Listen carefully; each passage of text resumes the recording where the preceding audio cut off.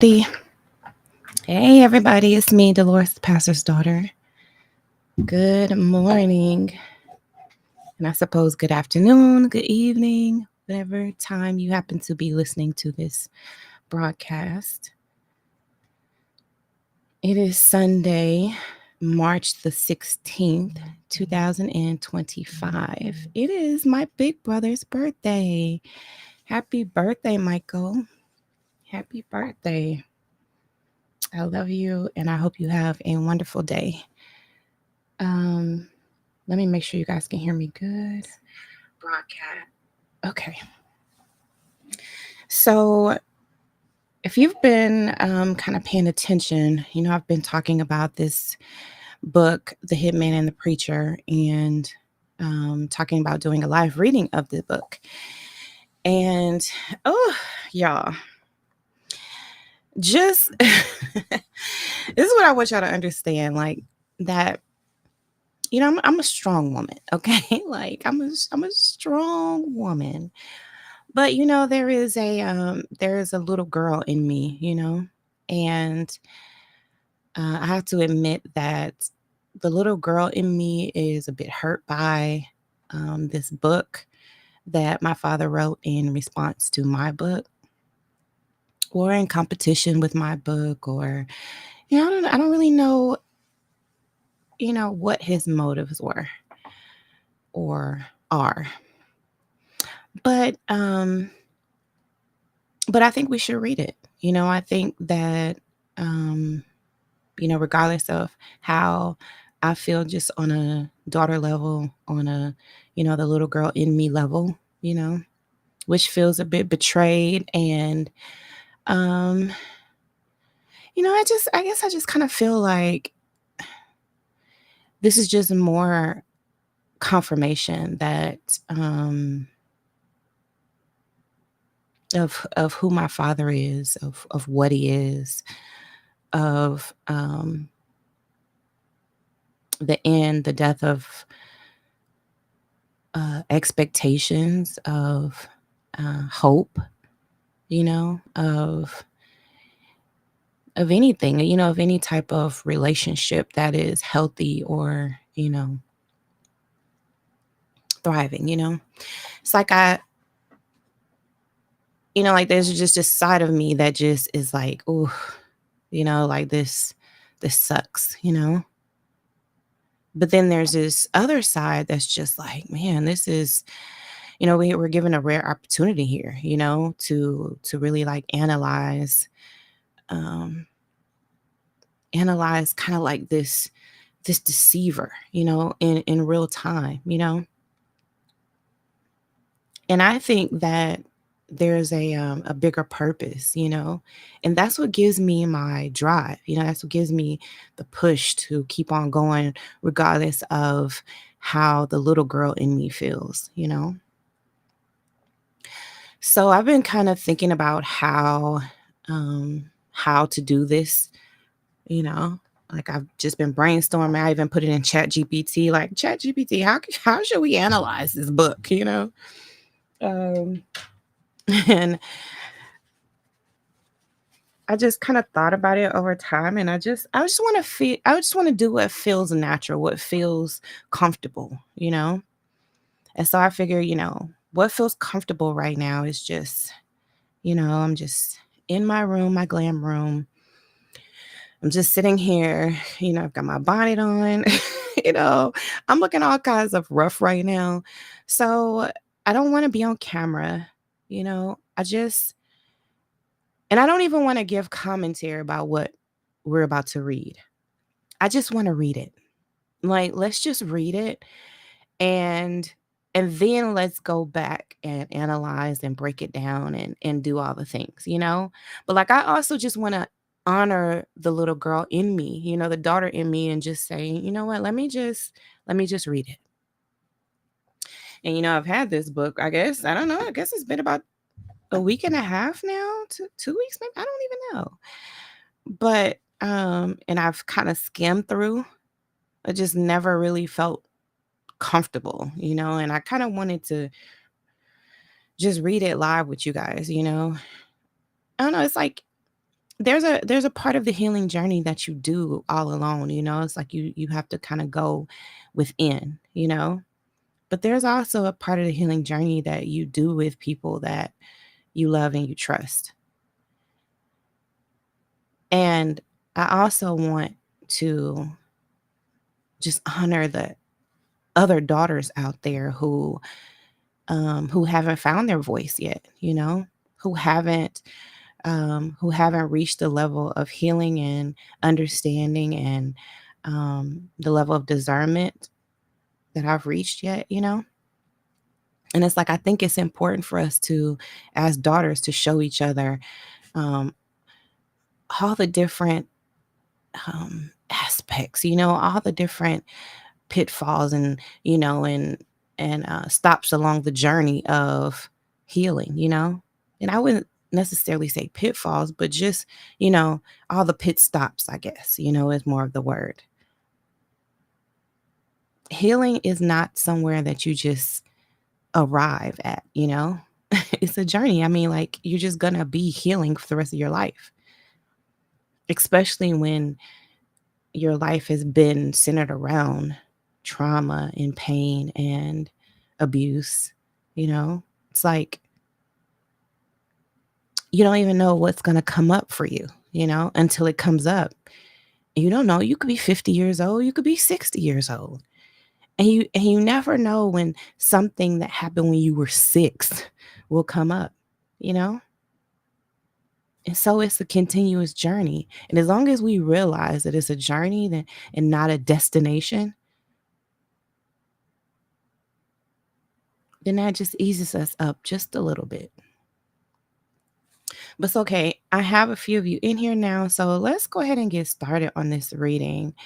And like I said, I'm just going to read it straight through. Okay. Like we're just going to read it. You guys can say whatever you want to in the comment section, but I just want to read it through. And if you hear something, like that sounds off or, anything like that, like just, you know, remark about it in the comment section. And then as we go back and do an analysis, then we'll just break that down even more. Okay. So let me put up this copyright disclaimer, just so that we cover ourselves because we're reading this um, for knowledge, for understanding, so that so we could be smarter about this. And so let me go ahead and put this up and then we'll go ahead and get started.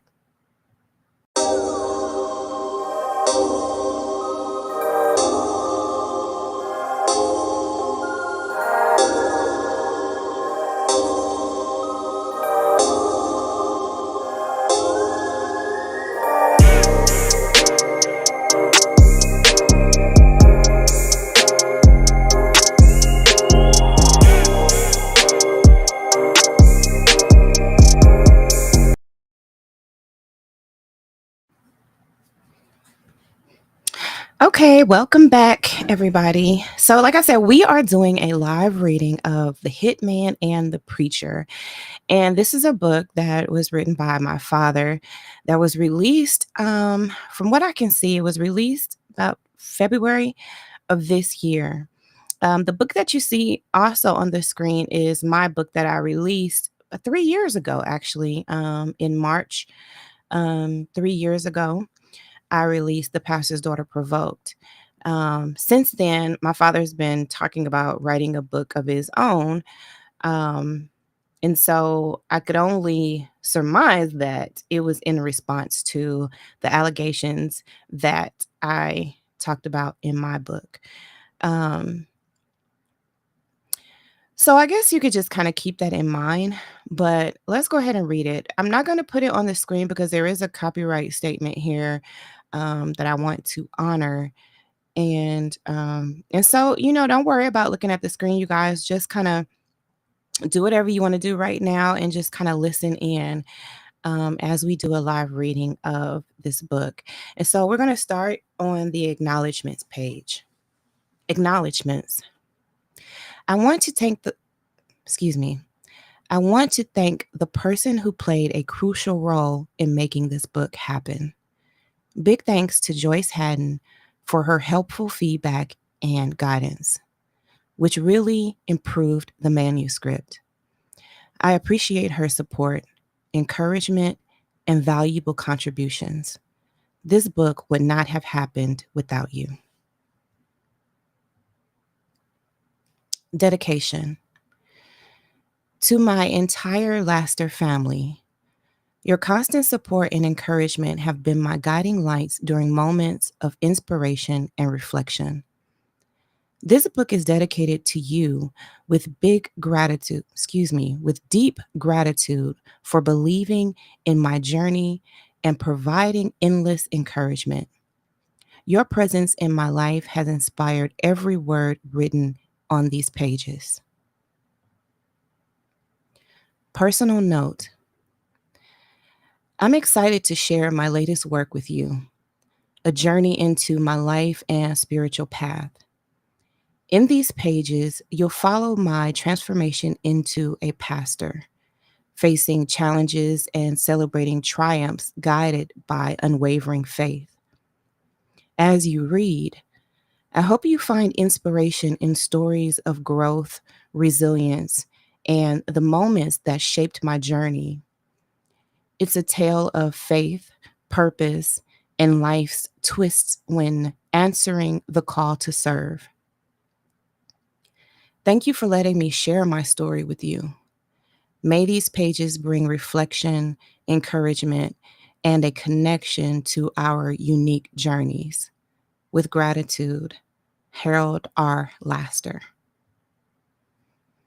Contents, acknowledgments, dedication, personal note.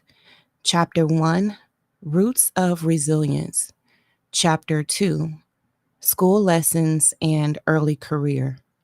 Chapter 3, Unveiling the Shepherd Within. Chapter 4, Journey Through Struggle and Redemption. Chapter 5, A Journey of Spiritual Awakening and Resilience. Chapter 6, A Perilous Pursuit. Chapter 7, Finding Light in the Darkness. Chapter 8, From Ashes to Refuge. Chapter 9, Navigating Betrayal, Bounty, and Boundless Determination. Chapter 10, Family, Faith, and Finding Purpose. Chapter 11, The Dawn of Hope. Okay, you guys, here is chapter 1 of The Hitman and the Preacher. Chapter 1, Roots of Resilience. As I think back on the beginning of my life, when the world just beyond our community's protective fence was rough and unfriendly, I remember those early years that shaped who I am today, carving resilience into the very fabric of my character. Imagine a time when life was hard, resources were scarce, people were distant, and the struggle for survival was a constant companion. It was a landscape that tested the very core of my resilience, challenging me to find strength in the face of adversity. Amid the challenges, our community became a safe place. In the midst of chaos, relationships turned into support systems. Friendships deepened into meaningful connections. And our surrogate family became the anchor that kept me steady in the storm. As I reflect on the beginning of my existence, a time when the world just beyond the protective embrace of our community's fence was an untamed expanse, marked by rugged terrain and the unkindness that seemed to permeate the air. These formative years, characterized by harsh realities, played a pivotal role in shaping the very essence of my being. The crucible of adversity in which I found myself what? Etched resilience into the very fabric of my character, molding me into the person I am today. Picture a bygone era when life was an arduous journey with resources stretched thin, distances seeming insurmountable, and the relentless struggle for survival serving as an ever present companion. It was a landscape that demanded fortitude, a place where the indomitable spirit within me was called upon to navigate the challenges that lay ahead.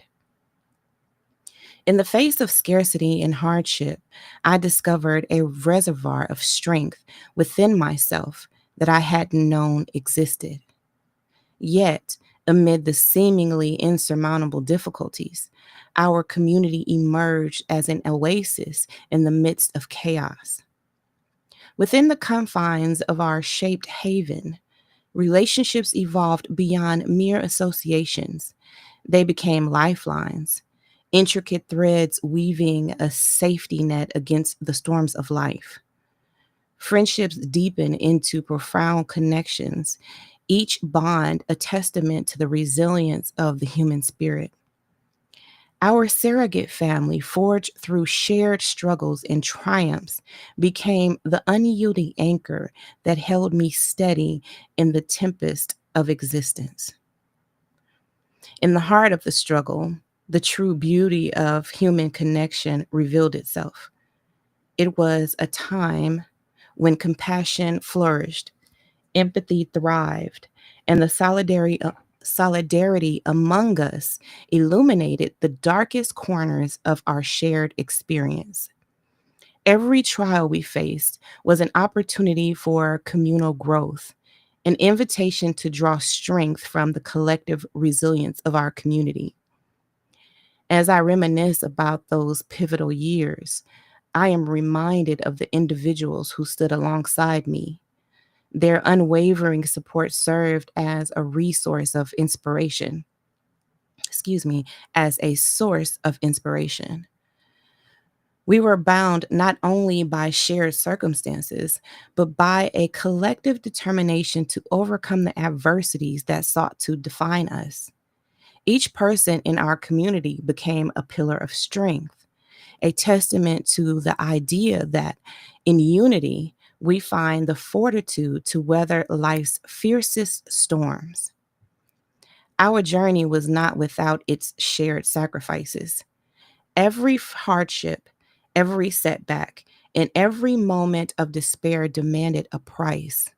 Yet, in the crucible of those challenges, we discovered the transformative power of resilience. It was not a solitary endeavor.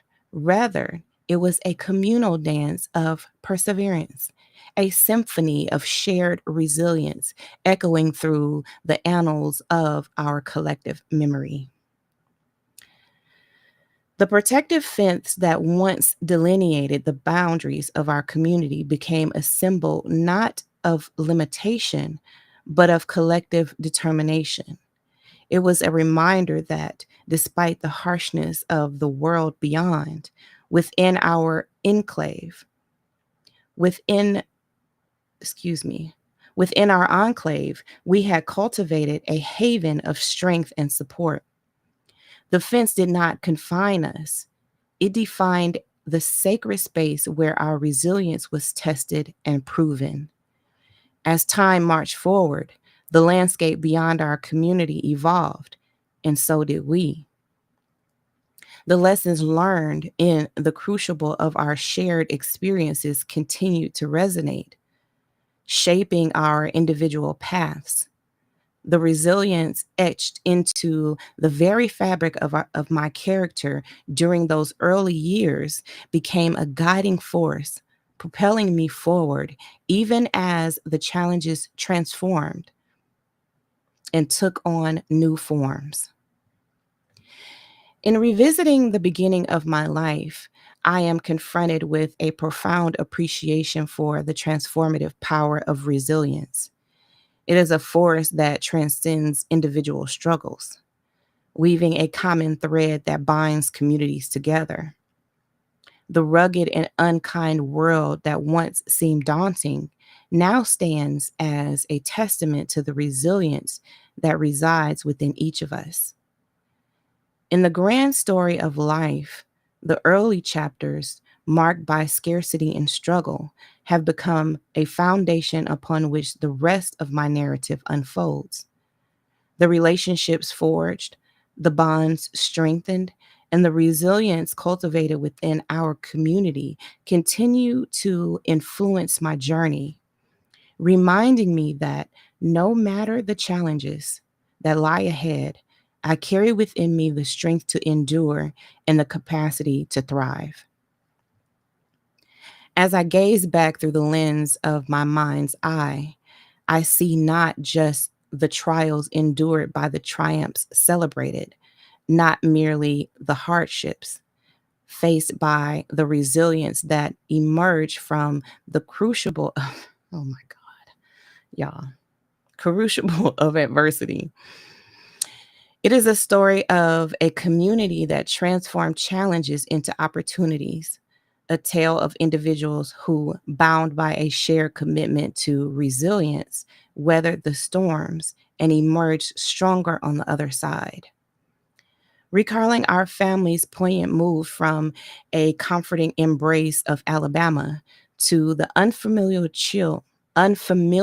chill of Michigan stirs up memories of a significant turning point, fueled by audacious hopes for a better life. My indomitable mother, shouldering the responsibility of 8 kids while dad served gallantly in the military, gracefully led us through a transformative journey marked by sacrifice, unyielding determination, and the relentless pursuit of improvement. A central pillar of our hard earned stability was the rhythm of mom's cleaning job. With every measured sweep of the floor and every meticulously folded piece of laundry, she showcased her unwavering efforts, becoming an enduring beacon that taught me the enduring values of hard work and resilience from the tenderest of ages. In the unlikeliest of corners, I discovered unexpected role models, the enigmatic, excuse me, is that the right? Did I say that right? Yeah, the ignited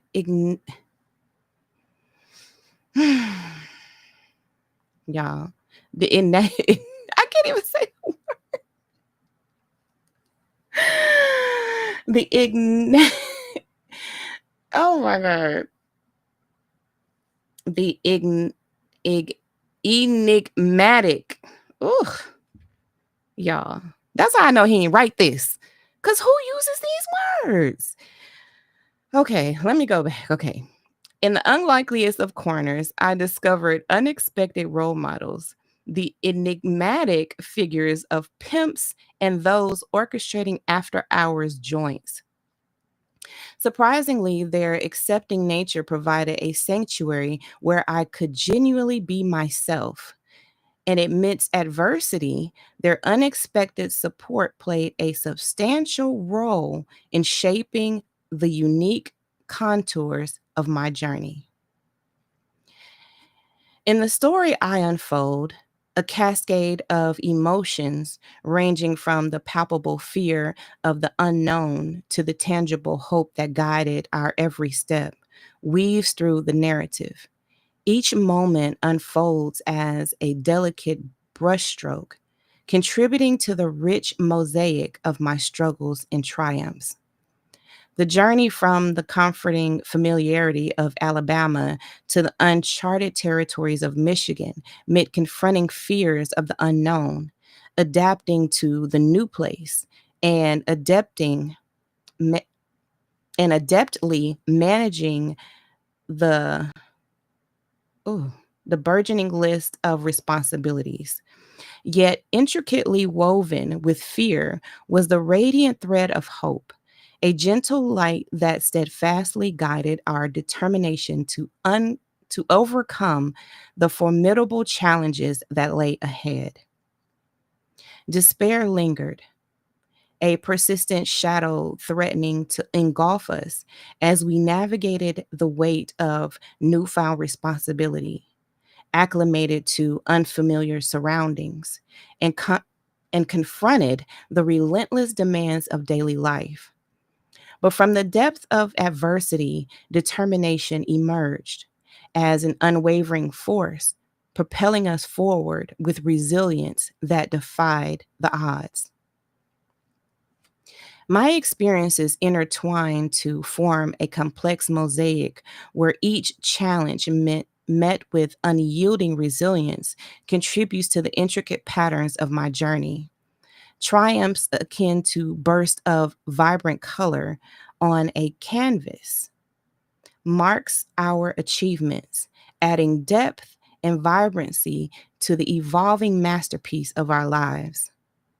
As time passed, our journey's emotional landscape shifted. Fear turned into a sense of belonging.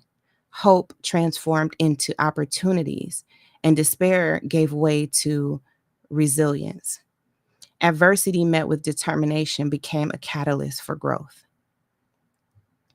Reflecting on our family's journey, I see that the emotions in those moments shaped my character and painted the canvas of my identity. The move from Alabama to Michigan was not just a change in location, but a transformative experience that molded the person I am today. In summary, our family's transition from Alabama to Michigan wasn't just about moving places. It was a journey that sculpted my character. Motivated by dreams of a better life, my mother's determination was the driving force behind our collective resilience.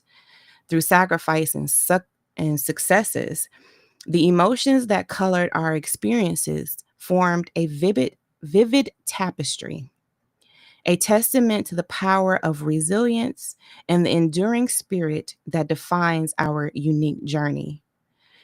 Thinking back on the early parts of my life and looking at them closely helps me understand things better. Reflecting on my past, I see how fate and my choices mix together. The community, once just around me, becomes a crucial place where my character gets stronger. It acts like a shield, keeping out the tough stuff from the outside world, a safe space where my identity to bounce back grows. In my life's intricate design, being tough isn't just a thing. It's a mix of experiences, relationships, and having inner strength. It's about finding strength in places I didn't expect, building up toughness through tough times with others, and facing the hard parts of growing up with grit and honesty. As the story starts, it's not just a look back, it's the beginning of a journey where my strength, planted in tough times, grows deep inside me. But this chapter isn't just remembering what happened, it's saying loud and clear that my ability to bounce back will be with me in the future, a sign of the unbeatable spirit shaped by my early years. In this ongoing story, thinking about the past isn't only about what already happened, but it's a way to understand things now and in the days to come. The community, now seen as a place that helps me become strong, keeps playing a big part in making me who I am. As the story of being tough goes on, it shows how different things, lessons from unexpected teachers, the friendships formed in hard times, and being true to myself in tough situations all fit together. Every part of this complex picture adds to the story, showing a toughness that changes, learns, and keeps getting stronger. This journey isn't just about going in one direction. It's like going in circles, exploring what being tough means. The start where, the start where I declare my toughness echoes through the later stories, like the strong beat in the pages of my life. Let me read that again. The start, where I declare my toughness, echoes through the later stories, like a strong beat in the pages of my life. The tough times from my past stay with me, shaping and making my spirit stronger as I keep growing through life's unknown paths. Woo! Y'all, that was chapter one. Jesus. Are y'all with me? Y'all, we made it through. Hold on, let me take a coffee sip break. Oh, Jesus. Y'all, so okay, what y'all think? What y'all think of what y'all think of chapter one, Jesus? Woo. What do y'all think of chapter one? We made it through. We made it through. My God, today. Mm, we made it through chapter one, y'all. Look at how we got we got 10 more to go. We got 10 more to go, y'all. Y'all hanging in there? Child. I'm barely hanging in there. Initial impressions. He definitely didn't write this. I definitely don't think he read it. There's a lot of resilience. The word resilience, y'all. When we go back through, we're gonna count how many times the word resilience was used. Because my God, today, okay, my God, today. Okay, let's continue. This is the uh-oh. I just lost my page. Hold on, y'all. Okay.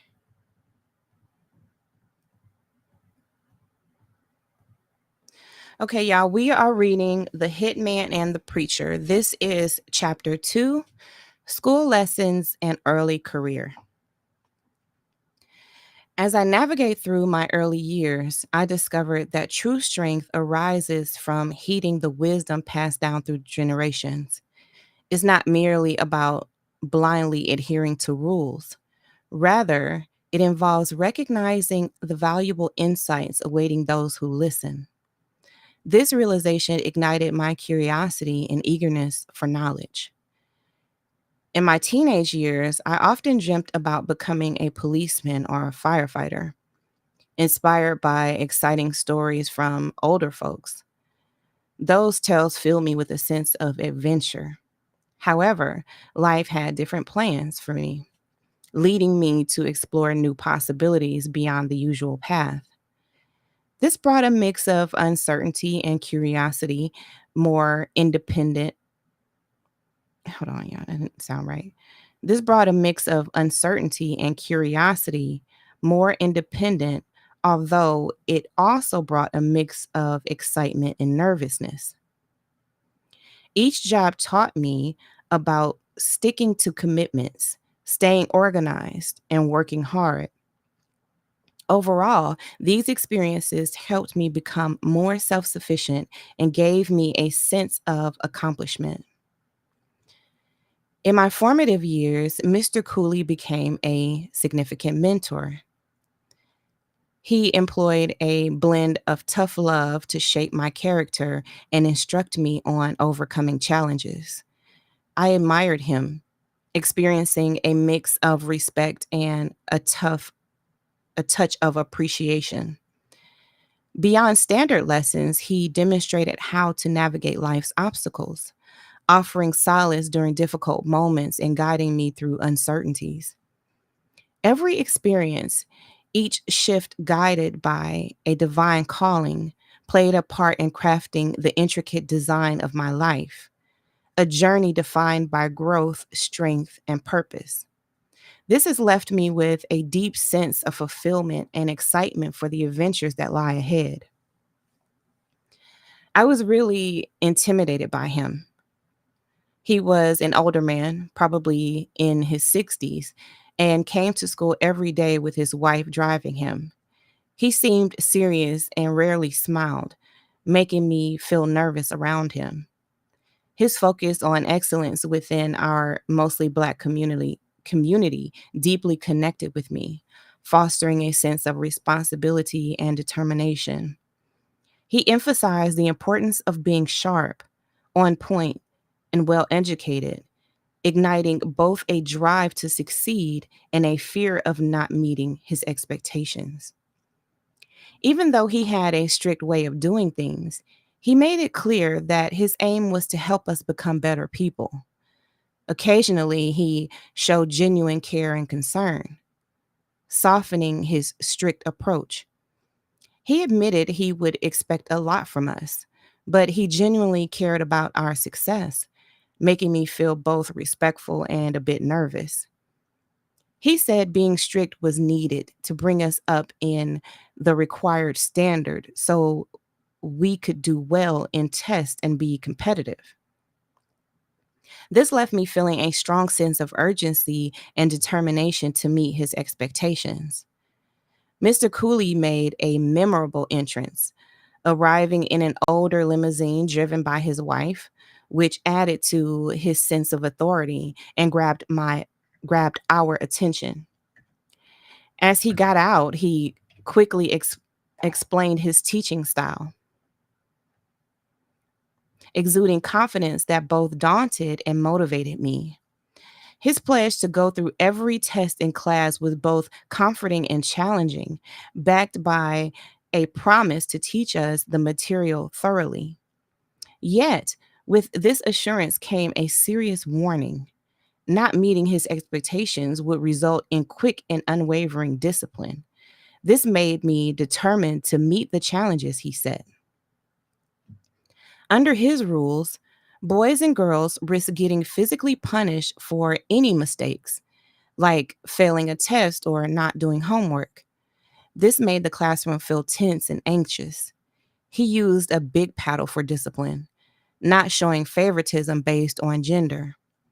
This created a strong fear of punishment that hung over us like a dark cloud. This kind of tough love had big impact, like the scared straight method used in youth justice or to discourage criminal behavior. It left us feeling torn between being upset and reluctantly recognizing its effectiveness. Even though Mr. Cooley's discipline initially made us angry and embarrassed, it was clear that he treated everyone fairly and had a noticeable effect on how well we did in school. This made us face our mistakes and work harder to avoid punishment.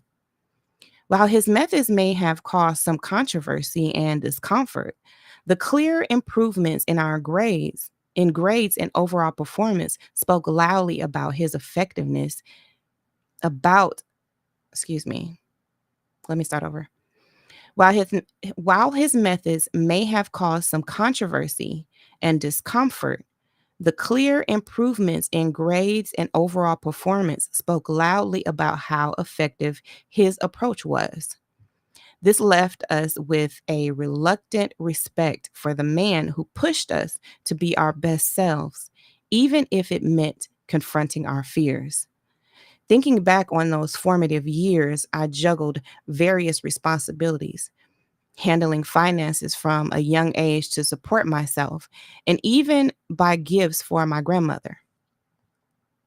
This early journey into responsible adulthood was shaped by Mr. Cooley's influence and the lessons learned in his classroom, putting me on a path toward success and independence from a surprisingly young age. My encounters with Mr. Cooley paved the way for me to introduce another significant person to my life, Deacon Modoc, my brother in law. Despite a noticeable age difference of 15 years between him and my sister, Deacon Modoc seamlessly became a wise elder in our family. His impact on my life was profound, particularly after my time under Mr. Cooley's guidance. I ended up staying with Deacon Modoc due to my troublesome behavior, which had become a cause for concern for my mother. Engaging in late night activities and other inappropriate behaviors made my family believe that his disciplined approach could positively influence my conduct. Indeed, it did. Despite being strict, Deacon Modoc's guidance played a crucial role in shaping my character, instilling a valuable lesson about the responsibility and manhood in me. His influence extended beyond mere discipline. Deacon Modoc actively facilitated my personal development, helping me secure employment and manage various aspects of my life. Under his roof, academic excellence was non negotiable. I was expected to maintain a minimum grade of a C. Living with my loving sister further enriched my experience, as she provided unwavering support and guidance, stepping into the role of a mentor. One incident vivid One incident vividly illustrates Deacon Modoc's unwavering character during a journey from Detroit to California in his mobile home. Encountering a group of Hell's Angels motorcycle club members whose disruptive behavior had escalated tensions, Deacon Modoc fearlessly took charge of the situation.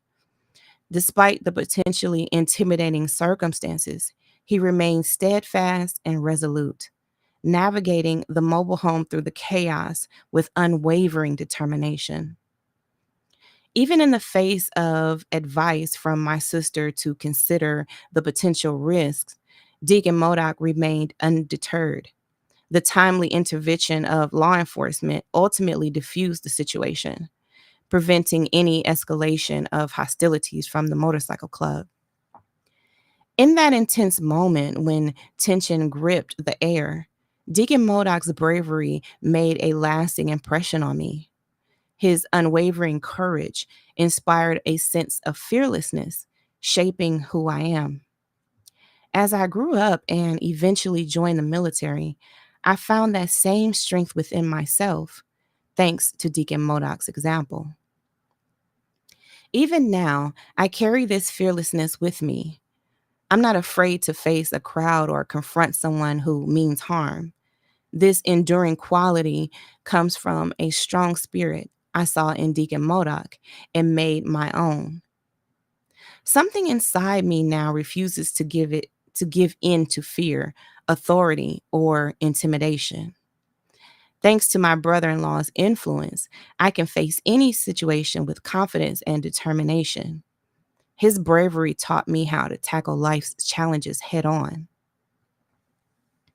His resilience was evident in every situation.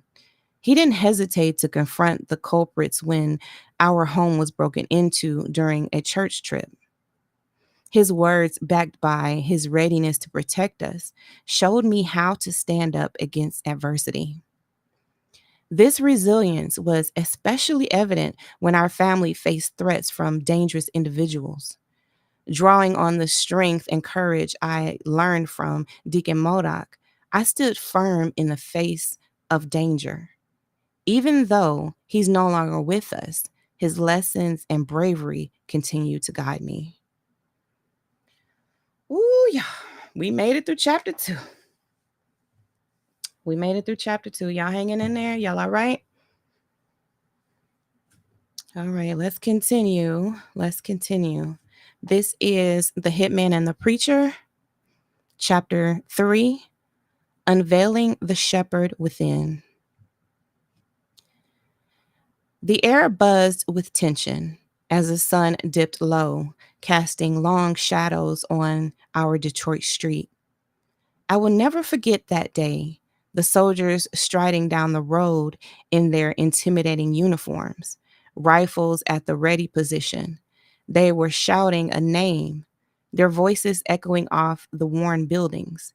Everyone knew why they were there.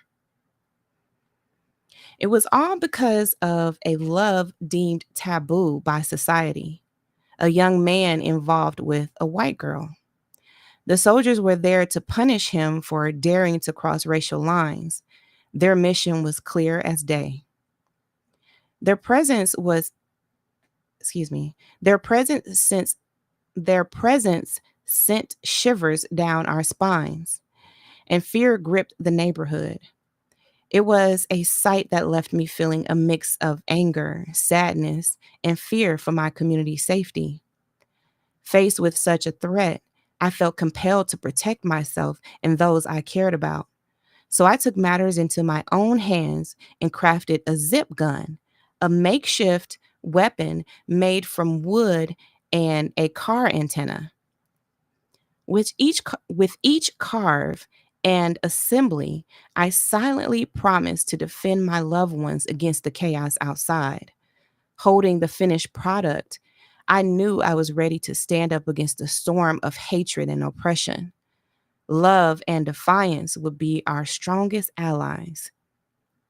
At just 9 years old, I found myself holding a gun, a stark symbol of the danger lurking in our Detroit neighborhood, brought on by the presence of Klansmen. It's hard to forget that feeling, the mix of fear and responsibility that weighed heavy on my young shoulders. The thought of a kid like me having to protect his family felt like something out of a movie. But this was real life, and there was no script to follow. I was just a kid trying to make sense of a world that seemed determined to tear us apart from the moment we entered it. I remember the day those Klansmen marched down our street like something out of a nightmare. There must have been about 30 of them dressed up like soldiers with rifles slung over their shoulders. Their voices rang out, calling for someone by name, a man they wanted to hurt just because of who he loved. It was terrifying watching them from the window as they stomped down the street, filling the air with their hate and anger. My mom pulled me away, her voice urgent and scared, telling me to stay out of sight. But even inside, I could feel the tension thick in the air, like a storm about to break. It was a moment that stayed with me, a reminder of the dangers we faced just for being who we were. And yet, even in the face of that fear, there was a stubborn kind of hope, a belief that somehow, some way, we would make it through. One day, as the sun was beginning to descend, casting a warm golden glow that danced through the aisles of the grocery store where I toiled away my days. I had finally finished my shift, was weary but determined, and stepped out into the cool evening air. I felt relief. Another day I survived in a world that often felt like it was stacked against me. But my moment of respite was short lived. Just as I reached for the threshold of the store, four looming figures materialized before me, police officers, their presence casting a shadow over the tranquility of the evening. They were known as the Big Four, a name that carried weight in the hearts and minds of all who called Michigan home. As they approached, the air crackled with tension, their expressions stern and unyielding. It was a scene that played out all too often in the streets of our city, a reminder of the ever present threat of authority, poised to assert its power over those deemed unworthy in the eyes of society. But there was something about these particular officers that sent a chill through my spine, a chill down my spine and set my heart racing. They were not just any police officers, they were the embodiment of fear and intimidation. Their very presence was a harbinger of trouble. What is a harbinger? I gotta look that up. Their very presence, a harbinger of trouble. And trouble, it seemed, was exactly what they had in mind. With a sense of purpose that left no room for doubt, they descended upon me, their hands reaching for the tools of their trade, cuffs, batons, and implements of oppression. But even as they moved to detain me, I refused to cower in the face of their authority, for I knew that I was not alone, that there were others who had come before me, who had stared down the barrel of injustice and refused to back down. And so, as the big four closed in around me, I stood my ground, my heart pounding in my chest, and a silent prayer on my lips. For in that moment, I knew that I was not just fighting for myself, but for all those who had been silenced by the heavy hand of oppression. Without warning, they descended upon me, their blows raining down with a ferocity that left me reeling.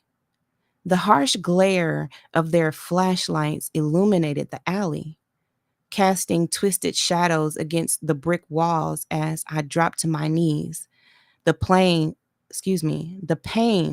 blossoming like a wildfire in my chest. When I stood up, the policemen began beating me using long flashlights. They struck me with the back of the flashlight 20 times. Something inside of me felt like God's hands took away all the pain. Despite appearing to cry, I felt no pain due to the hand of God. It was a scene that played out all too often in the streets of our city, a reminder of the ever present threat of authority poised to assert its power over those deemed unworthy in the eyes of society. Wait a minute, did I go back? No, he repeated that. Okay, I'm going to read it again. It was a scene that played out all too often in the streets of our city, a reminder of the ever present threat of authority, poised to assert its power over those deemed unworthy in the eyes of society. And yet, even in the midst of my suffering, my mind wandered back to another moment, a memory etched into the fabric of my being. I was just a boy of 14, fresh out of junior high, when a man approached me with a knife, his intentions clear as day. But then, like a guardian angel, my brother appeared. He had returned from Vietnam, his uniform a symbol of courage and strength in the face of adversity. He disarmed the man with a single swift motion, sending him fleeing into the night. At that moment, as I looked into my brother's eyes, gratitude and relief washing over me like a wave, I knew that I was not alone. For no matter how dark the night may seem, there was always a glimmer of hope, a beacon of light to guide me through the darkness. The devil's relentless pursuit to snuff out my life has been a recurring theme, a haunting melody that has echoed through the years of chilling persistence. He was wielding every tool at his disposal, manipulating those around me in a twisted game of chess where my very existence hangs in the balance. Let me read that one more time. He was wielding every tool at his disposal, manipulating those around me in a twisted game of chess where my very existence hangs in the balance. It wasn't until much later in life that I began to unravel the enigma of my existence, to understand the role I was destined to play in this cosmic battle between good and evil.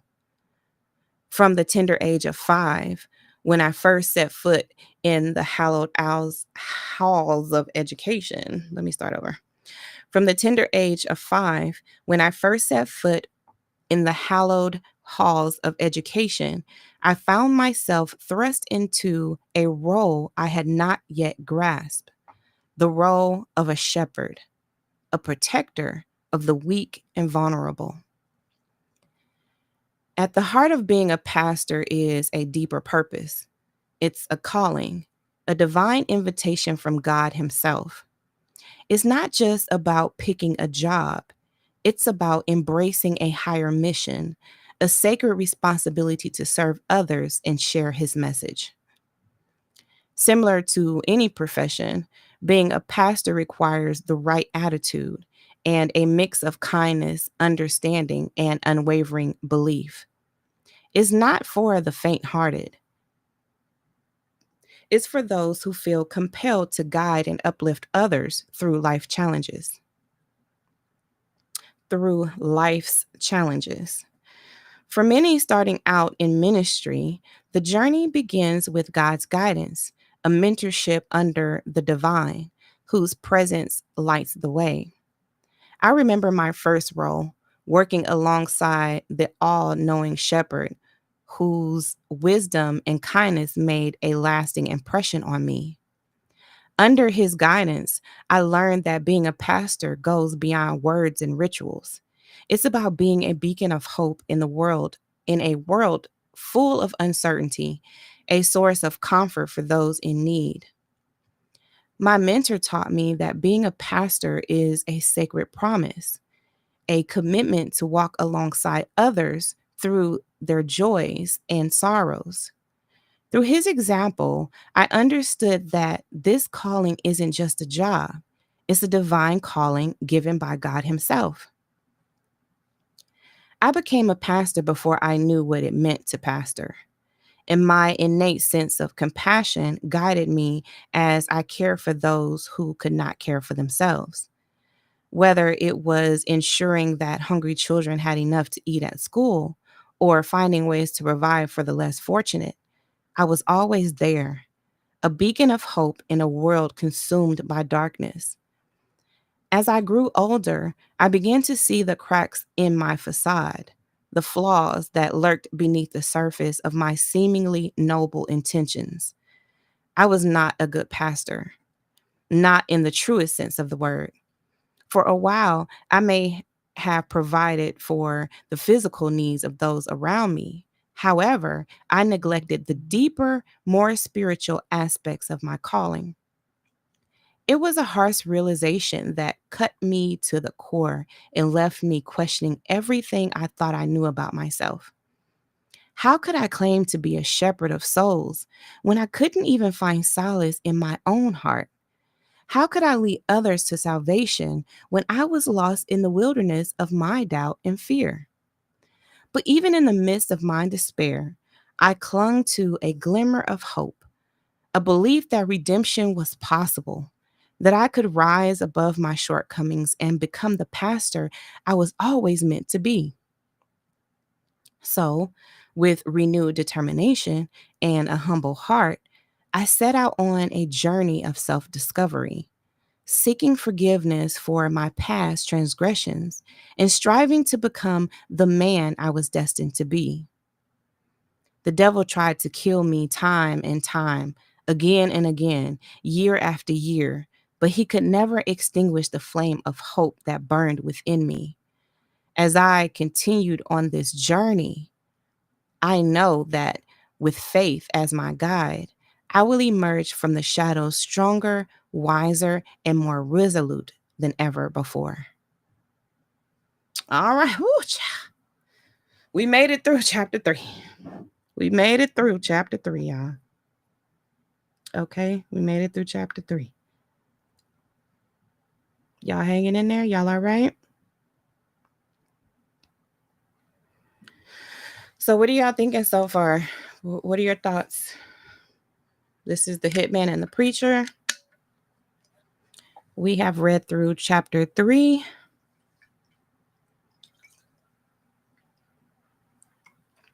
So, what are your thoughts so far? Like, what's your discernment telling you?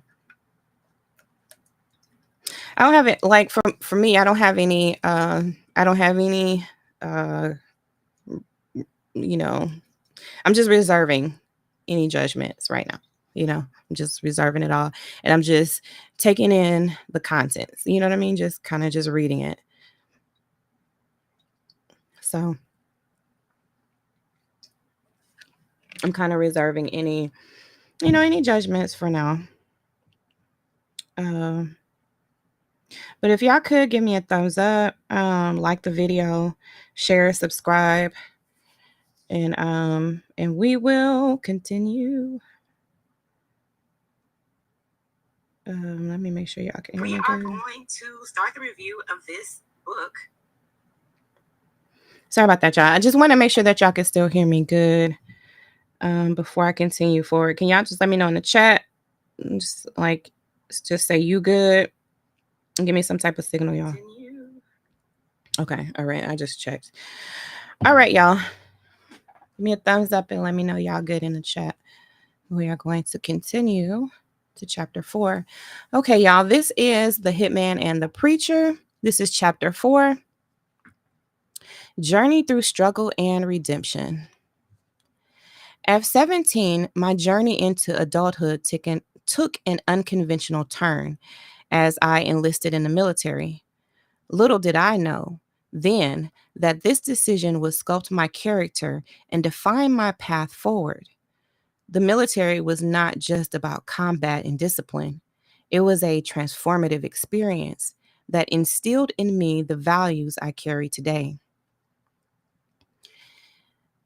Amidst the rigorous training routines, one aspect stood out: marksmanship. The firing range became my classroom, and the instructors my mentors. I vividly recall the sense of achievement as I honed my skills, becoming the second best shooter in my regiment. It wasn't just about hitting targets, it was about discipline, precision, and the responsibility that came from wielding such power. Hand to hand combat training further solidified my capabilities. Excuse me, let me start over. Hand to hand combat training further solidified my capabilities, turning me into a well rounded soldier. Yet, beyond the physical aspect, the military instilled in me a deeper understanding of leadership. As a squad leader, I guided my comrades through challenges, fostered camaraderie, and led by example. However, one particular experience left a lasting impression amidst the drills and camaraderie. It was the story of a young recruit hailing from a vastly different background than most of us. His journey mirrored the diversity of our nation, reflecting the rich tapestry of experiences within the military. As I reflect on those formative years, I realized that the military was not just about learning how to fight, it was about learning how to lead, adapt, and embrace diversity. These principles, ingrained in me during my time in service, continue to shape my approach to life, guiding me through its myriad of challenges and triumphs. They beckon me relentlessly, calling out my name time and again. This relentless summoning was labeled a blanket party, a term born from its persistent refusal to maintain personal hygiene or cleanliness, inevitably leading us to fail inspections. In an act of collective frustration, some individuals took matters into their own hands. They swiftly covered him with a blanket, concealing his identity, and then proceeded to deliver blows, wielding makeshift weapons fashioned with socks filled with soap. This, in the military, was what they termed a blanket party. Though I was not present during this incident, the story swiftly circulated through the ranks, whispered among those who bore witness. As a squad leader, I returned to find myself facing the consequences. Military police awaited me, locking me up without explanation. Confounded, I questioned their actions, vehemently asserting my innocence. How could I be held accountable for an event I had no part in? These fellow soldiers of my background were meant to be allies, yet their actions resulted in unjust repercussions for me. The military punished me with a 30-day confinement without pay, despite my protests of innocence. The black folks promised, saying they would visit me and be there for me, claiming we were friends, like brothers. However, One big lesson I learned then and still carry with me today is that those same folks never showed up. Even during my 30 days in jail, they did not visit me or write a single letter. They just moved on, leaving me behind bars. I stayed quiet, even when I could have snitched on them to get out. The captain in charge of us came by, though. He suggested I spill the beans on those guys to get out. But I stuck to my story, telling him I was not involved. He explained that I could not let them off easy as a squad leader. I reminded him I was not even there. After 30 days, when he saw I wouldn't rat them out, he came back and told me they were dropping all charges. Knowing my loyalty paid off, even if it meant spending time in jail, was a relief. They told me they were giving me back pay for the month and that I could go. But they also made sure to impart a crucial life lesson. They said, "You can't trust people just because they are black like you. Friendship runs deeper than skin color." The captain asked if those folks ever visited or wrote me. I shook my head. "No," I replied. He pointed out that these, excuse me, he pointed out that these were the same people I was protecting. I argued back, saying I was not covering for them. I just couldn't bring myself to be part of something I was not involved in. That lesson stuck with me even now. I've come to understand that not everyone who comes your way is a true friend. You cannot be friends with bad or racist people. It was a lesson learned in the military that I still carry with me. When I returned home, I crossed paths with a young man named Charles. He thought highly of me and thought his sister might too. He suggested I meet her. So we headed to his house. Upstairs, his sister awaited, and we and when she descended, I was struck by her beauty, like none other I'd seen before. We exchanged words, and she kindly offered me a ham sandwich from the kitchen. We sat together on the couch, munching away. In the first 15 minutes of meeting her, I couldn't help but to blurt out, "I'm going to marry you." She laughed, thinking I was a joke. Excuse me. She laughed, thinking I was joking. But to me, she was everything I'd ever dreamed of. Despite my earnestness, she brushed it off as playful banter.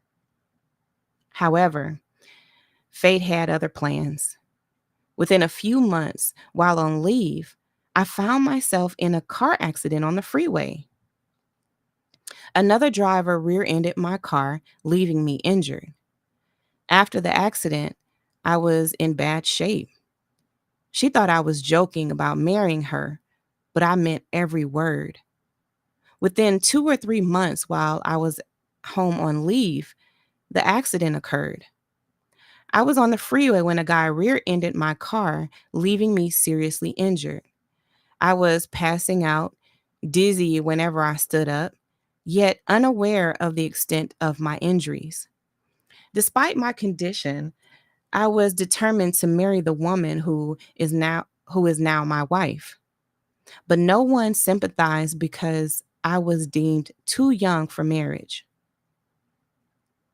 I had been 21.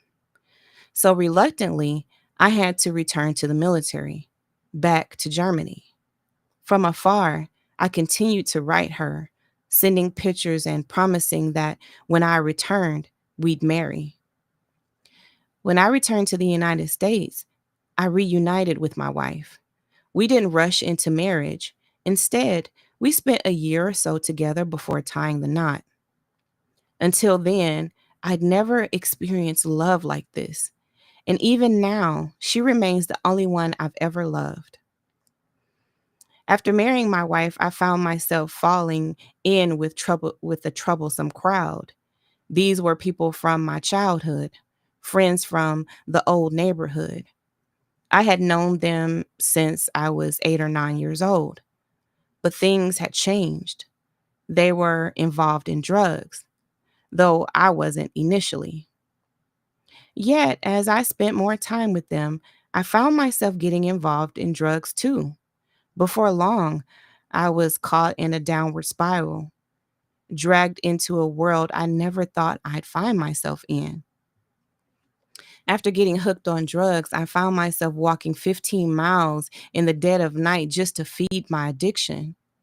I traversed through dimly lit alleyways, knowing exactly when the police shifts changed and when they were patrolling. With every step, I scoured for everything I could steal. Excuse me. With every step, I scoured for anything I could steal and share. Oh God, I'm sorry, you guys. It's getting a little tongue tied here. With every step, I scoured for anything I could steal and sell to get my fix. It was a descent into darkness where I navigated the night with an animalistic instinct, unseen by those around me who wondered obliviously. I became adept at moving silently, a skill I honed from my military training. I moved with such stealth that even the dogs remained silent as I passed by. In those moments, I embodied a different kind of existence, where silence and stealth were my allies in pursuing my next high. I never realized the significance of moving in silence until it saved my life one fateful day. The lessons I learned during my darkest times battling addiction ended up becoming the lifeline for my family. It was a revelation that I had not anticipated, that God would utilize the darkest shadows of my existence to bring light and salvation to my loved ones, keeping us alive against all odds. For about a year, I traversed those 15 miles, navigating the labyrinth alleyways in pursuit of my next fix. Little did I know that my routine journey home in the dead of night would coincide with a pivotal moment in my life. As I made my way home one early morning, the rain poured down relentlessly, each raindrop feeling like a heavy weight upon my weary shoulders. I was soaked to the bone. The water seeped through my clothes down to my very skin. Yet it was as if the rain itself carried a message, washing away the haze of addiction and clouded my judgment. With every step closer to home, I felt the weight of the rain, not just on my body, but on my soul. Looking up to the heavens, raindrops pelted my face, almost as if nature was urging me to speak up and reach out to the divine. At that moment, with raindrops stinging my eyes, I found myself engaging in a conversation with God, speaking aloud into the darkness. I pleaded with him, recalling how he had intervened in my mother's life, pulling her out of the grips of alcoholism. I raised my voice to the heavens, the rain mixed with my tears as I cried out to God. Look at me, God, I implored, my words echoing into the night. See what I have become, wandering these streets in the darkness.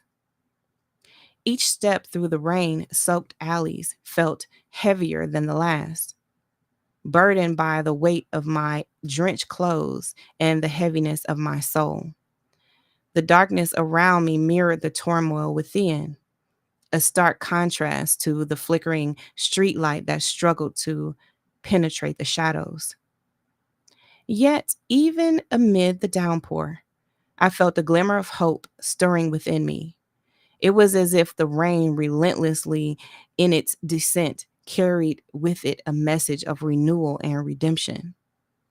With each raindrop that kissed my skin, I felt a cleansing power washing over me, washing away the stains of my past mistakes. Ooh. All right, y'all. We made it through chapter. We made it through chapter 4. Ooh. Y'all all right? Y'all all right? I'm all right. I'm all right, y'all. Ooh, okay, let me take a sip and then we're gonna continue. Mm-mm-mm. All right, y'all. This is The Hitman and the Preacher, chapter 5, A Journey of Spiritual Awakening and Resilience. Living in the darkness of night, I felt caught up in the plea for help. Let me start over. Living in the darkness of night, I felt caught up in a plea for help, like when my mom was miraculously saved. As I prayed hard, begging for God to step in, my cries became louder and more desperate. It felt like I was being driven by some unseen force, my words shifting into a language I could not understand. Yet, there was an unmistakable power behind them. Even though I wanted to stop speaking that strange language, I could not. Every time I tried to head home, it's like I was struck in a, excuse me, it's like I was stuck in a confusing maze of words. The door hidden in the darkness. The door hidden in the dark feels like a scary obstacle. Feeling sad and panicky, I knock on the door, the sound echoing in the quiet night. My wife's worried voice broke through my strange speech, asking who was there. But I could not answer in words she'd understood, only later realizing it was some kind of special language that had taken over me. It was a moment of divine intervention, as if tongues of fire from God descended upon me. Despite my attempts to explain to my wife that it was still me, her husband, she could not comprehend my words. Instead, she found herself swept up in the same mystical language that had enveloped me. As she embraced me at the door, the transformative power of God surged through my being. I felt it deep within, as if a blazing inferno raged between my skin and my bones. The intensity was overwhelming, a searing heat that coursed through the crown of my head down to the very soles of my feet. It was a sensation both glorious and consuming, leaving me ablaze with a fervor of divine presence. My wife, sensing the magnitude of the moment, reached for the phone. With a sense of urgency and reverence, she conveyed to my mother the miraculous occurrence unfolding before her eyes. Explaining that I was speaking in tongues of fire, she ignited a chain reaction of spiritual connection. Across the city of Michigan, the flames of the sacred language spread, engulfing hearts and minds in a transcendent communion. From household to household, the divine tongues echoed, uniting souls in a symphony of faith and devotion. It was a testament to the boundless power of God's love, igniting a wildfire of spiritual awakening throughout the land. As the news of my salvation spread like wildfire through the community, a chorus of rejoicing voices echoed in its wake. Friends, family, and neighbors reached out to one another, sharing the miraculous turn of events that had transpired in my life. Before the morning sun had fully risen, however, The adversary himself sought to test my newfound resolve. Let me read that one more time. Before the morning sun had risen, however, the adversary himself sought to test my newfound resolve. A call from the drug dealer I had distanced myself from served as a stark reminder of the darkness that still lingered on the fringes of my past. Accusing me of a crime I had not committed, he threatened my very existence with chilling certainty. But in that moment of confrontation, I stood firm, fortified by the newfound faith that burned within me. I did not trespass, excuse me, I did not trespass into your domain, I asserted with unwavering conviction. I stand within the sanctity of my home, sheltered by and with a courage born of faith. I challenged him to confront me directly, relinquishing all weapons of defense. If you seek my demise, I declared boldly, then come and face me without deceit or subterfuge. I shall await you on my porch, unguarded and unafraid. Turning to my brother in law for assistance, I swiftly disarmed myself, relinquishing any semblance of retaliation or aggression. As I awaited the confrontation, a sense of peace washed over me, for I knew that in the face of darkness, the light of divine protection shone brightest. After sending my wife away for safety, I remained perched on the porch, a lone sentinel amidst the quiet hum of suburban life. Hours stretched into eternity as I awaited the confrontation that never materialized. The drug dealer, once a looming specter of menace, faded into the shadows of memory, never to darken my doorstep again. As the sun dipped below the horizon, the stars emerged in the velvet sky. I found solace in the stillness, a tangible reassurance of divine protection. From that pivotal moment, my life took on a new trajectory, guided by and guided by the guiding light of faith. With a renewed sense of purpose, I made my way to Pentecostal Temple, where the doors of salvation had opened wide to welcome the lost and weary. It was there, within the hallowed halls of the church, that I found redemption and was welcomed into the fold of believers. In the years that followed, I embarked on a journey of spiritual growth and enlightenment, attending ministerial classes offered by the church. These classes, meticulously designed to equip aspiring ministers with the knowledge and skills needed for their sacred calling, became the cornerstone of my transformation. Under the guidance of seasoned mentors and fellow seekers of truth, I delved into the scriptures, honed my oratorical skills, and cultivated a deep understanding of the tenets of faith.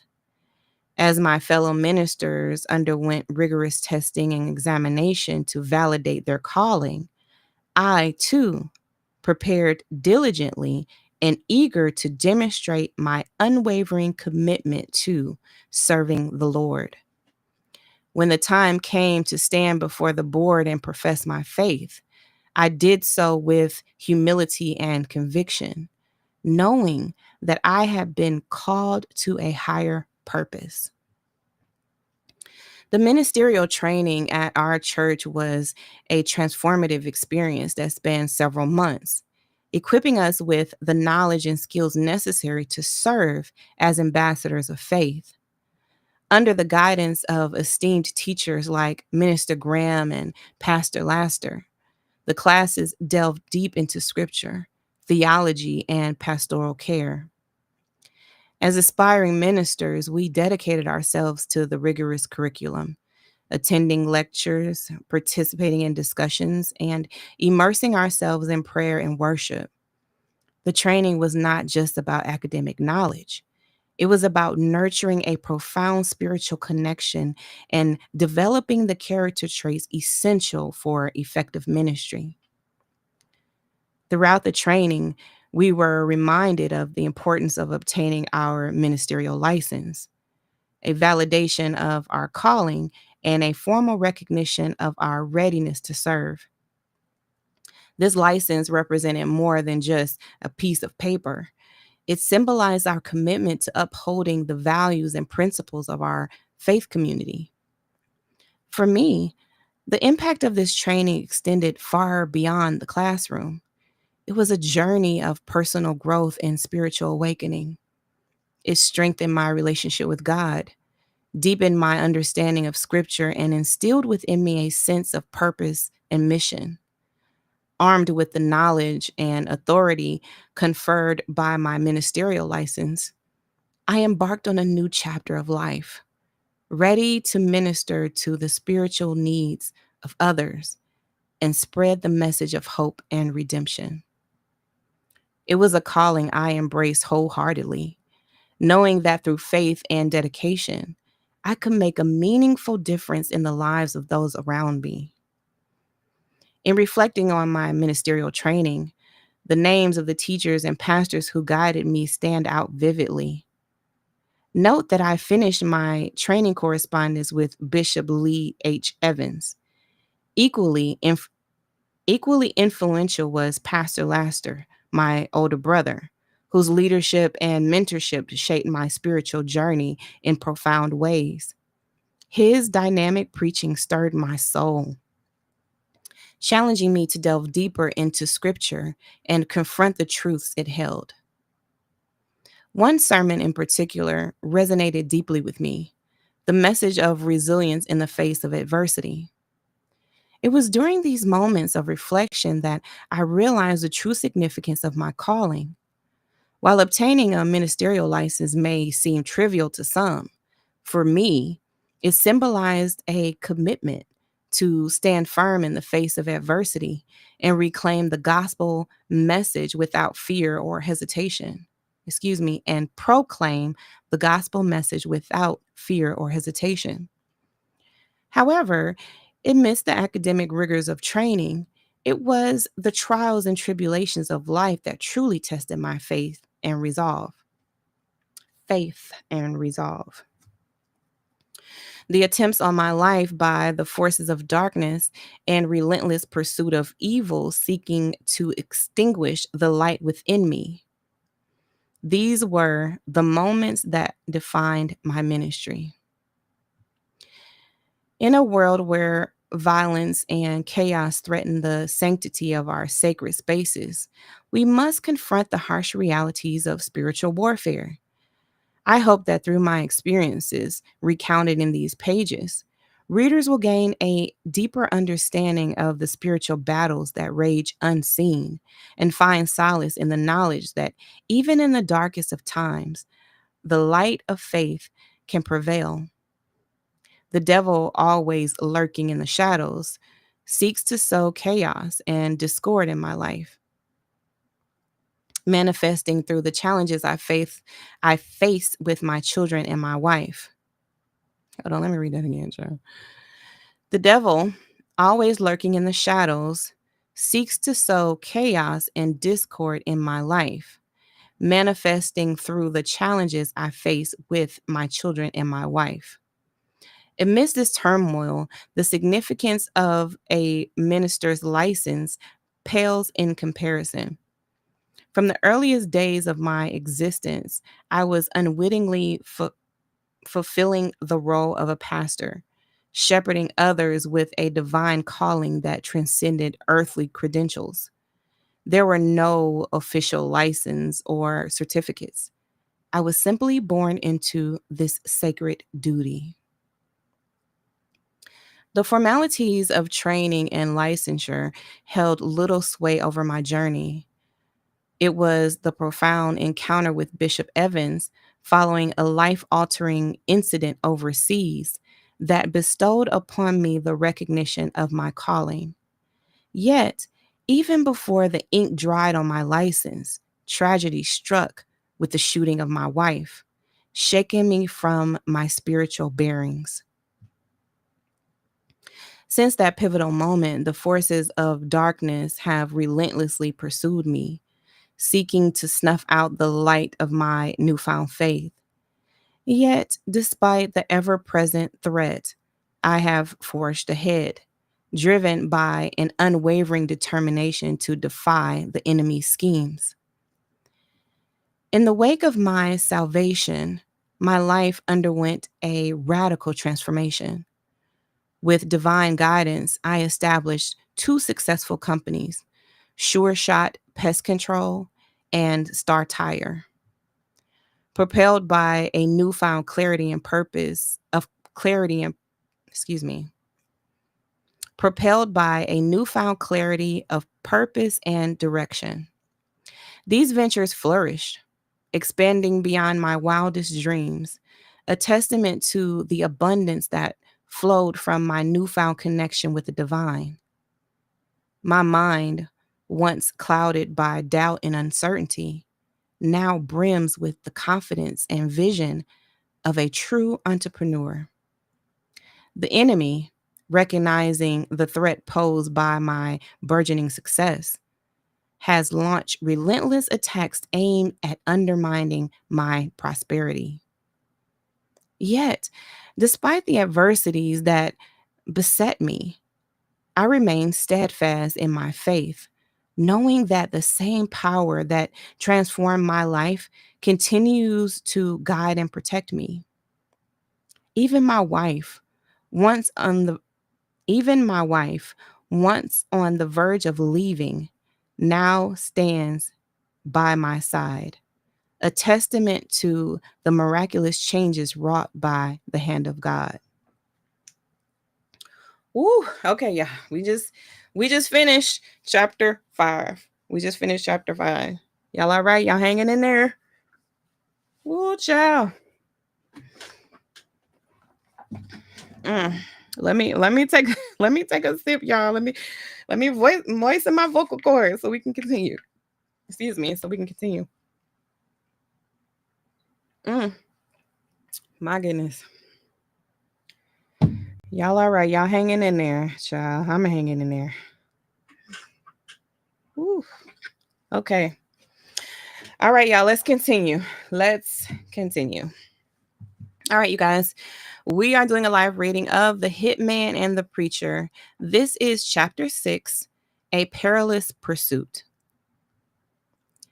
As time flowed like a river, swift yet transformative, a new chapter unfolded in the narrative of my life. In the span of mere months, what felt like a year's worth of progress blossomed before my eyes. Since the moment of salvation, a remarkable evolution has taken root within me. With determination as my compass, I ventured into the realm of property ownership. Each acquisition a testament to my unwavering resolve. Cash transactions became the norm as I navigated the landscape of investment with newfound confidence. Amidst this whirlwind of growth, the trappings of success began to manifest in tangible ways. Behind the wheel of brand new cars, I embarked on journeys that symbolize not just mobility, but the fruits of relentless labor and dedication. As the doors of our church swung open to welcome seekers of solace and faith, they were met not only with the warmth of fellowship, but with tangible evidence of prosperity. The sight of a pristine vehicle parked within our sanctuary served as a beacon of hope, a tangible reminder that dreams were not merely spoken, but brought to fruition within these walls. In my new life, the ladies of the church became like family to me. They taught me so much, and I wanted to show appreciation whenever, excuse me, whenever I could. I would slip a little money into their purses, which they left open for me on purpose. Their smiles and homemade cakes were a constant source of joy. These older ladies, some in their 50s and 60s, treated me like royalty. They were always there for me, showering me with love and attention. It was heartwarming and beautiful. As my wife and I delved deeper into our roles in ministry, we attended classes for years, and it paid off. I was recognized as the top soul winner of the year, bringing more people into the church than anyone else. They even gave me a trophy, proudly displayed at the mother church. One day, after collecting rent, my wife and I found ourselves on 8th Mile, browsing furniture stores. As my wife and I browsed through furniture, our cozy mobile home park nearby, a van pulled up behind us, casting an ominous shadow over our day. Through the rearview mirror, I watched as a I watched as rough-looking men, some black, some white, stepped out, armed with rifles. Fear gripped me as I pulled my wife away, but before we could escape, they closed in. Suddenly, shots rang out, shattering the peaceful scene. I watched in horror. I watched in horror as bullets tore through our vehicle, hitting my wife and narrowly missing me. Her screams pierced the chaos as we sped away, the sound of gunfire echoing in our ears. In the aftermath, as we caught our breath, I could not shake the image of my wife's pain and the bullet lodged in the headrest where I had been sitting. It was a moment of sheer terror that left us shaken to our core, grateful to be alive, but forever changed by the violence that had erupted so unexpectedly. With adrenaline coursing through my veins, I instinctively shielded my wife's trembling from, excuse me, let me start over. With adrenaline coursing through my veins, I instinctively shielded my wife's trembling form with my own, hunching down in the seat of our vehicles as we rolled hurriedly down the street. Despite the chaos erupting around us, the only thought that occupied my mind was to keep moving, to put as much distance as possible between us and the assailants. In the stroke of providence, an off duty police officer appeared on the scene, a beacon of hope amidst the turmoil. Though he lacked the means to confront the armed aggressors, he diligently recorded the license plate number of the vehicle responsible for the attack. It was a small gesture of assistance, tinged with the palpable fear of excuse me, you guys, let me start over.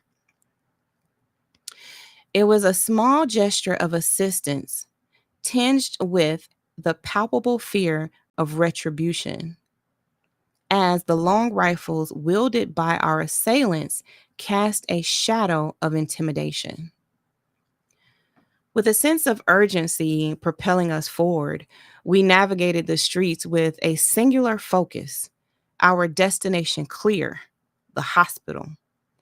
The journey seemed interminable, every passing moment fraught with uncertainty and fear for my wife's well being. Upon our arrival at the receiving hospital, a sense of relief washed over me as medical personnel sprang into action, tending to my wounded wife with practiced efficiency. The sight of her injury, a gunshot wound to the leg, sent a shiver down my spine.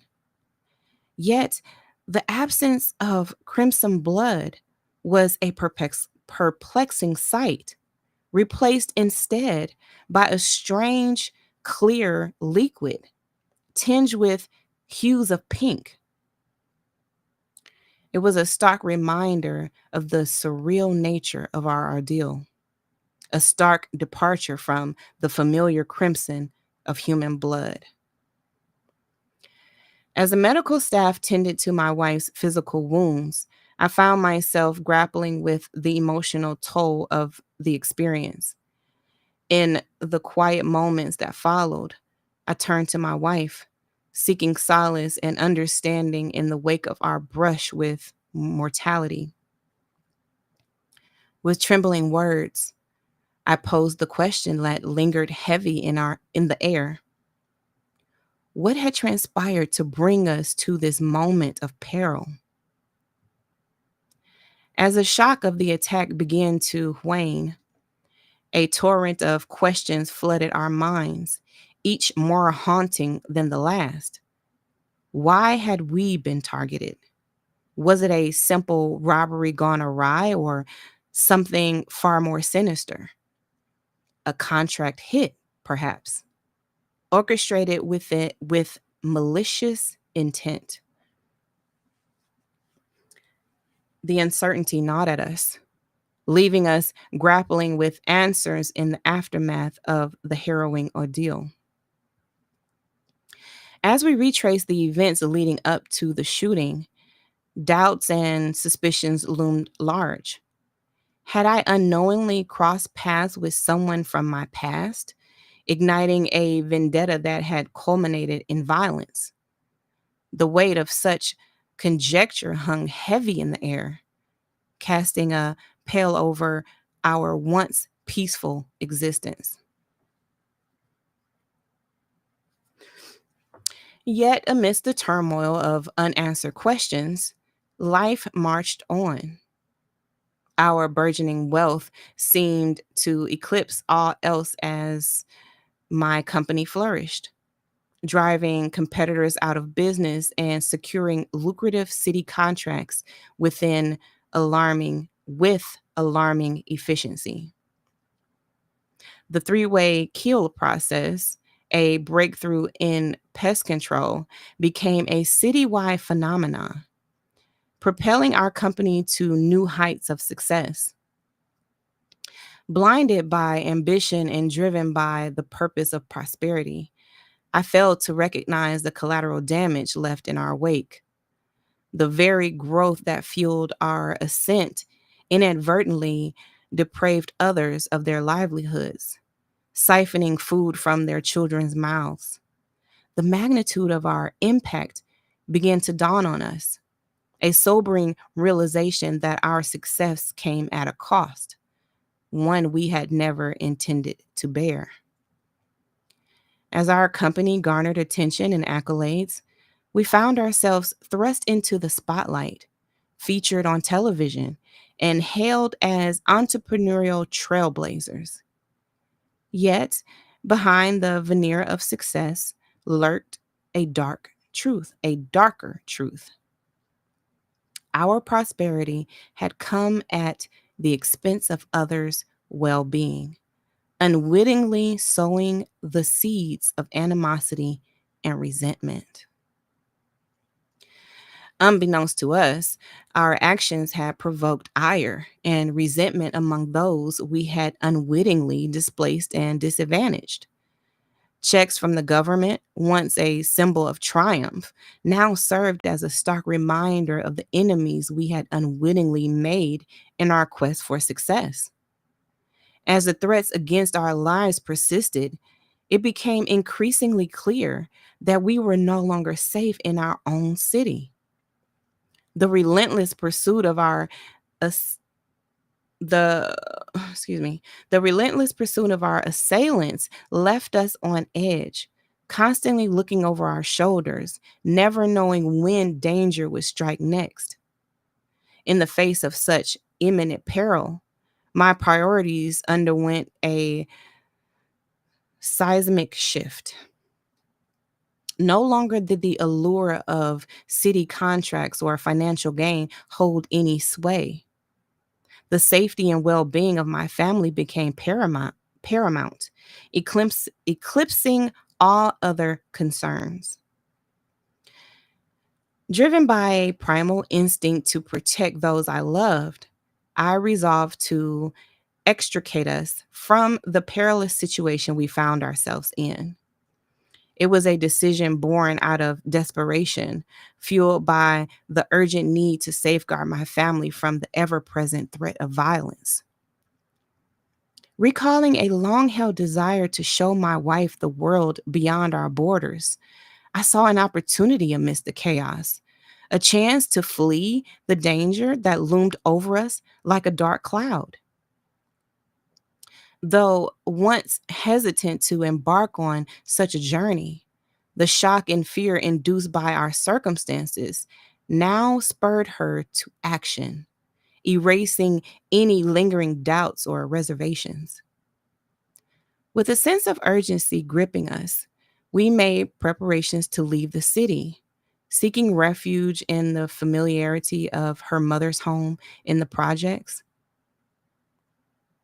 There we there we awaited the arrival of a crucial paycheck, the last vestige of our former life, before we embarked on our journey to safety. As we counted down the days until our departure, I assumed the role of protector, a sentinel armed with with nothing but a rifle and unwavering determination. Positioned by the window, I remained vigilant, ready to confront any threat that dared to encroach upon our sanctuary. The tension in the air was palpable as two mysterious figures, clad in trench coats, despite the warmth of the day, approached our doorstep. Instincts, honed by years of military training, kicked into high gear, my mind a wellspring of calculated readiness. At that moment, there was no room for hesitation or doubt, only the primal instinct to defend my family at any cost. With, I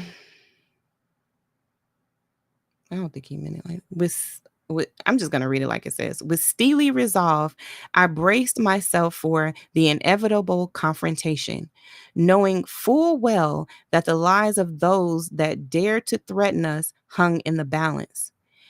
In that fleeting instance, fear gave way to a chilling sense of calm as I prepared to confront our would be assailants with unwavering resolve.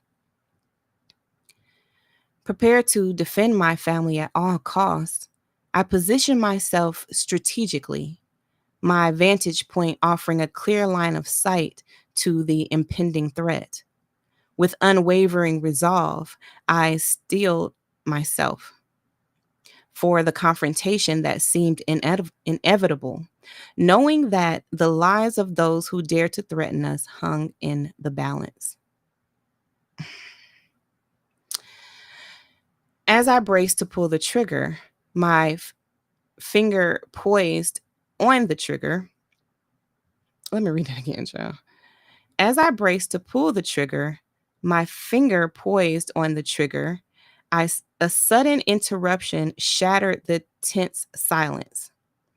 The arrival of the project security team, seemingly summoned by divine intervention, disrupted the assailants' sinister plans.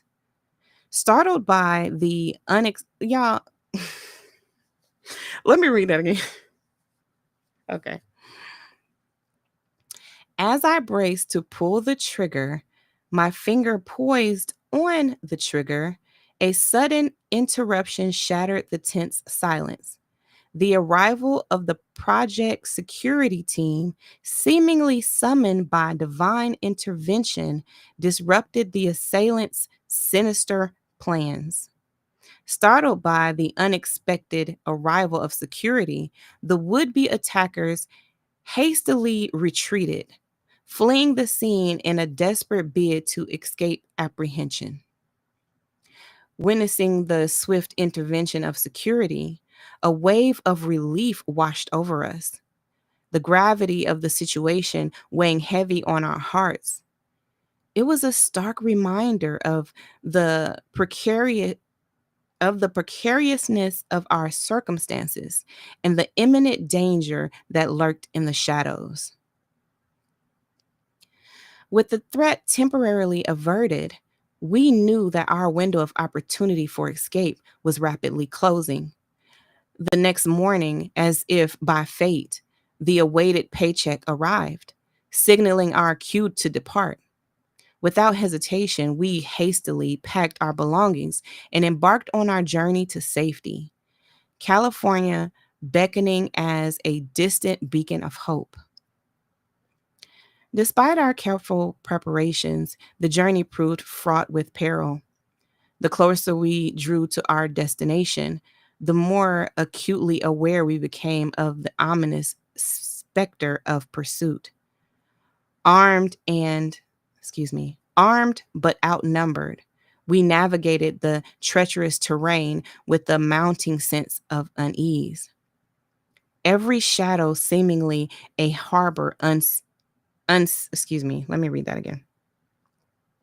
The closer we drew to our destination, the more acutely aware we became of the ominous specter of pursuit. Armed but outnumbered, we navigated the treacherous terrain with a mounting sense of unease, every shadow seeming to harbor unseen dangers. Arriving in California, we found ourselves ensnared in a web of surveillance, our every move monitored by unseen eyes. Exhausted and beleaguered. Is that how you said it? Exhausted and beleaguered, we were forced to abandon our plans, our family's safety taking precedence over any material possessions. Faced with the harsh reality of our predicament, we made the difficult decision to redirect our journey, setting our sights on the distant sanctuary of Georgia. With each passing mile, the weight of our circumstances bore down on us. Our exhaustion was tempered only by the relentless determination to keep moving forward. In the darkness of night, as we sought refuge in transient lodgings, the safety of our children became our utmost priority. With vigilant eyes and weary hearts, we took turns standing guard. Our restless vigil with a testament of excuse me. Our restless vigil was a testament to the lengths we would go through to protect those we held dear. Let me read that one more time, y'all. With vigilant eyes and weary hearts, we took turns standing guard. Our restless vigil was a testament to the lengths we would go through to protect those we held dear. Armed and vigilant, we pressed on, our resolve unyielding in the face of adversity. As I recall, my mind began to brainstorm, and immediately I started thinking, how could I turn 6 liabilities into 6 assets? How do I turn a housewife into a killing machine? How do I develop 5 kids to How do I develop 5 kids to whereas they can defend themselves? How do I transition my kids' minds? Hold on.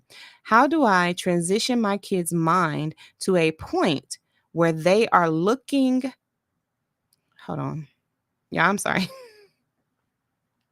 Let me go. This part got me a little disturbed. As I recall, my mind began to brainstorm, and immediately I started thinking, how can I turn 6 liabilities into 6 assets? How do I turn a housewife into a killing machine? How do I develop 5 kids to whereas they can defend themselves? How do I transition my kids' mind to a point where they are locking the doors behind themselves, looking back and watching over themselves, whereas I do not have to? My method of operation was to join the police department myself. What? Hold on, y'all. This ain't making sense right now. Hold on. My method of operation was to join the police department myself. I thought about my wife joining the police department also, so we could conduct a strict investigation to discover the motive of what happened to us. We needed to know who was behind the contract hit. After my wife and I put in applications for the police department, she was hired, but I was not. She was accepted, but I was not because of my background of drug use. After that, I tried to go back into the military. Due to my age, I could not re enlist because my time had elapsed. My wife needed to re enlist. However, it was very difficult to convince her into going back into the military. But after the different attempts on our lives, she knew that there was no other option. She then re enlisted in the military, and that was the strategy I used to change the trajectory of our lives. I began to teach my wife karate. I taught my children karate, from the oldest to the youngest. I taught them how to defend themselves. I even walked with my wife to build up her endurance.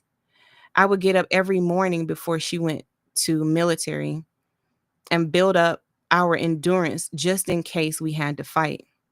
We never knew what was going to happen day to day until an attempt was made on our lives. Therefore, we were preparing ourselves for battle. My wife became an expert in rifles. Well, even in this day, she is still an expert in using her weaponry. She is able to use a pistol because of our ability to handle guns. I taught her how to quick draw. Excuse me, we were able to draw our weapons lightning fast. This is how I built my army and taught my family how to defend themselves. Unfortunately, I never thought of how the attempts on our lives, hiding in hotels, and moving from one place to another would affect my family mentally. I was focused on protecting them and teaching them how to defend themselves until I did not realize over and over this became trauma. Over the course of time, it began to wear and tear on us in every aspect: psychologically, mentally, emotionally, and physically. The PTSD began to wear on us traumatically. Sadly, even though God brought us out of what appears to be an unscathed reality, in actuality, the wounds were buried deep with excuse me, hold on, y'all. In actuality, the wounds were buried deep with our the corridors of our hearts. I think he meant within the corridors of our hearts. We did not escape this trauma unscathed because now we have to deal with the discipline of our lives. It has seriously affected our family relationships in a negative manner to this very day. For some of my family, the wounds of trauma have distorted the vision and reality of the past. There is nothing I can do about the past, regardless of our feelings. In spite of the methods of defense, I took my family to a safe place overseas with no income. I worked washing dishes, making sacrifices until I was hired to into a better paying government job. I kept working and sacrificing in a foreign country. where we could not speak the language. I made sure they did not miss a meal. Even if I could not eat, they ate, and they were always clothed, even when I wore the same clothes. It was challenging, but I was willing to do whatever I needed to do to protect my family from our enemies.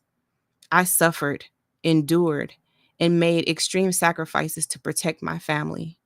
I pray that my family understands that in the midst of the perilous pursuit, my main objective back then was to keep us together and alive. Ooh, y'all, we just made it through chapter 6. We just made it through chapters. Ooh, chapter 6. I mean, chapter 6. Y'all, when we break this down, child, and I'm keeping myself, I'm purposely keeping myself from not saying anything. Y'all don't even know how I'm over here fighting for my life, okay? Trying not to say anything. Keeping all my commentary to myself, okay? Because that's not what we're here for. We just gonna read it. We're just reading it, okay? Y'all doing okay? Y'all hanging in there? Ciao. Ciao, ciao, ciao. I feel like we need to take a break here at the 2 hour mark. We are at chapter 7, okay? At the beginning of chapter 7. And there are 11 chapters total. So I feel like this is probably a good stopping place. We're at page 47 of 84. Page 47 of 84. So this is probably a good stopping place. I need to go eat breakfast. I made breakfast like a couple hours ago, but I didn't eat yet. So I'm gonna go eat breakfast, and then I will be back, child, and we're gonna read chapter 7 through 11. Excuse me, chapter 7 through 11. We're just gonna go ahead and finish the book when I come back, okay? Ooh, child, we hanging in there though, but listen. Oh, y'all, I got so much I want to say. Oh, I got so much I want to say, but I'm holding my commentary until we, finish reading it, and then we'll go back and do a review. Okay, so I will be back. Let's say, I don't know. I think I want to come back at 11, y'all. It's 10:30 where I am now, so about 30 minutes. I'm just gonna go eat breakfast, and I want to come back. I want to get done with this. I don't want to I don't want this book to linger. You know what I mean? Like I just want to get done with it. So we're gonna come back and read the remainder of the book, and yeah, and then we'll come up with a plan to dissect it and analyze it down to its lowest common denominator, child, line by line, honey. Okay. So I see y'all. Thank y'all for hanging out with me. And then we will be back later on with the Hitman and the Preacher live reading. Okay. Love y'all. Bye bye for now.